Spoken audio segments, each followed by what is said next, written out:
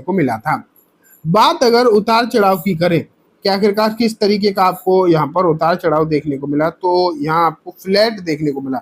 यहाँ पर कोई तेजी या मंदी का माहौल था नहीं। बेसिकली तेजी का माहौल था, शुरुआत में था, फिर बाद में भी एक तेजी बनी, लेकिन शेयर उसे सस्टेन नहीं कर पाया एंड 2% की जो तेजी बनी हुई भी थी वो थोड़ी सी आपको नीचे आती हुई देखने को मिली। तो ये सिचुएशन थोड़ा आपको जो है नजर आई।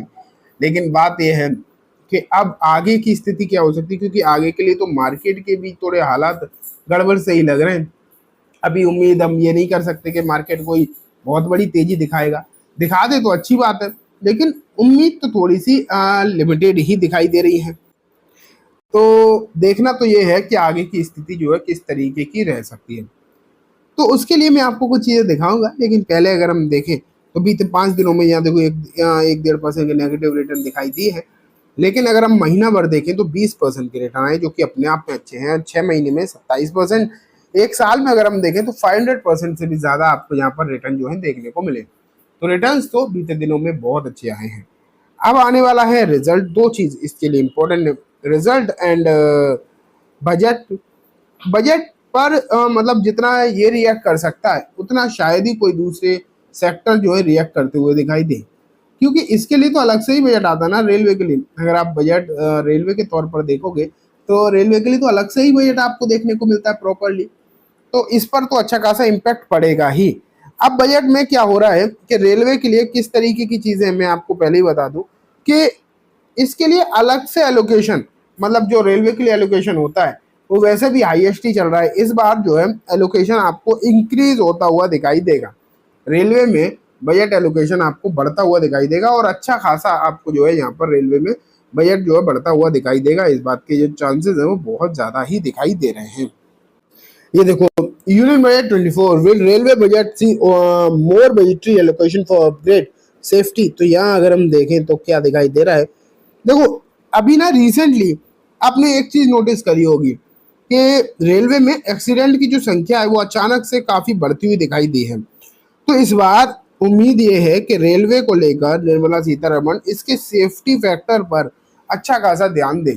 और जो सेफ्टी से रिलेटेड शेयर है उसमें आईआरएफसी नहीं आता है श्योरली। रेलवे सेफ्टी से लेकर जो शेयर आते हैं आईआरएफसी तो उसमें नहीं आता, लेकिन आप ये मानकर चल सकते हैं कि सेफ्टी से रिलेटेड जो शेयर है वो अच्छा खासा आपको जो है करता हुआ दिखाई देंगे। इस बात के जो चांसेस हैं वो काफ़ी ज़्यादा दिखाई दे रहे हैं, क्लियर कट। और उसमें काफ़ी सारे शेयर हैं, वो मैं आपको किसी और वीडियो में बताऊंगा कि कौन कौन से वो शेयर हो सकते हैं, वो तो मैं आपको बता दूंगा। लेकिन ये आप कंफर्म मान के चलिए कि रेलवे सेफ्टी वाले शेयर अच्छे खासे चलेंगे, ठीक है।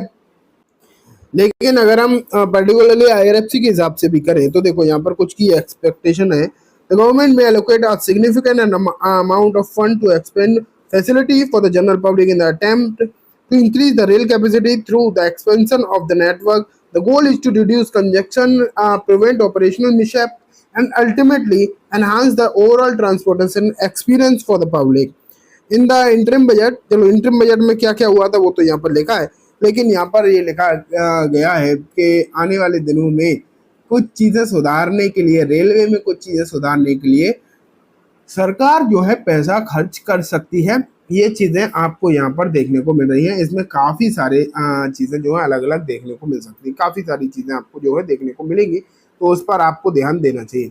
अब ओवरऑल एक बात तो है कि अगर रेलवे के लिहाज से पैसा दिया गया, रेलवे में अगर पैसा दिया गया तो ये तो कंफर्म आप बात मान के चलो कि रेलवे के सभी शेयर्स को फायदा होगा, एक आध को नहीं होगा। आप ये सोच रहे हो कि एक आध शेयर को ही फायदा होगा, नहीं, ज्यादातर सभी शेयर्स को जो है अच्छा खासा आपको फायदा होता हुआ दिखाई देगा। ये तो आप क्लियर कट बात मानकर चल सकते हैं, ठीक है। लेकिन अगर हम वहीं देखें कि और क्या दिखाई दे रहा है कि ट्रांसपोर्ट इंफ्रास्ट्रक्चर एंड लॉजिस्टिक पर भी जो ध्यान मतलब दिया जा सकता है। ट्रेन में मोर ट्रेन एंड ट्रिप भी बढ़ाई जा सकती है, मतलब हो सकता है कुछ ट्रेन भी बढ़ जाए यहाँ पर, और ये भी पॉसिबिलिटीज हैं कि ट्रेन बढ़े और ट्रिप्स भी बढ़े। ये भी जो है यहाँ पर कहा जा रहा है कि कुछ ट्रेन एंड कुछ ट्रिप दोनों ही आपको जो है बढ़ती हुई आपको दिखाई दे सकती है। तो ये बात भी यहाँ पर कही जा रही है। तो ओवरऑल आप ये मान के चलिए कि बजट तो रेलवे के लिहाज से अच्छा हो सकता है। इस बात के जो चांसेस हैं वो बहुत ज़्यादा दिखाई दे रहे हैं। एंड एक चीज और है, बजट के साथ साथ अब 28 तारीख को आप देखेंगे, 28 को आ, शायद मुझे एग्जैक्ट डेट का पता नहीं है, लेकिन इसी के आसपास डेट या एक आध दो आगे पीछे देखने को मिलेगा। इसके ना नंबर्स आएंगे, और नंबर जब निकल कर आएंगे तो आप मान के चलिए कि बहुत ज़्यादा इंपॉर्टेंट रहने वाले नंबर।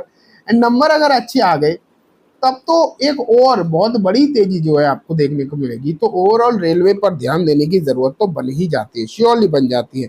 रेलवे में सिर्फ IRFC नहीं, RVNL एंड इरकॉन, ये दो शेयर्स ये दो शेयर जो है, इन पर भी आपको जो है फोकस करना चाहिए।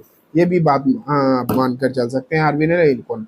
रेलवे शेयर्स अभी जो हल्की फुल्की गिरावट का माहौल जो आपको देखने को मिल रहा है, तो लोगों को क्या लग रहा है कि रेलवे शेयर भी ओवर वैल्यूड है, श्योरली ओवर वैल्यूड है। तो उन्हें लग रहा है कि यहाँ बेच कर चलना चाहिए। देखो, मैं तो आपको क्लियर कट पहले भी कह चुका हूँ कि रेलवे शेयर्स को बेचोगे तो खरीद नहीं पाओगे। ये मैं इस बात से इनकार नहीं कर सकता कि यहाँ गिरावट नहीं हो सकती, हो सकती बिल्कुल हो सकती है। मैं इस बात से बिल्कुल भी इनकार नहीं करूंगा कि यहाँ गिरावट नहीं हो सकती। गिरावट तो हो सकती है, कभी भी हो सकती है, और तेजी गिरावट दोनों लगी ही रहेगी। लेकिन इतना मैं जरूर कह सकता हूँ आपसे कि अगर आप रेलवे शेयर्स बेच कर चलोगे तो हो सकता है दोबारा इन्हें फिर से ना खरीद पाओ। फिर ऊपर जब जाएंगे तो आप खरीदोगे शेयर, ये तो पता ही है कि जब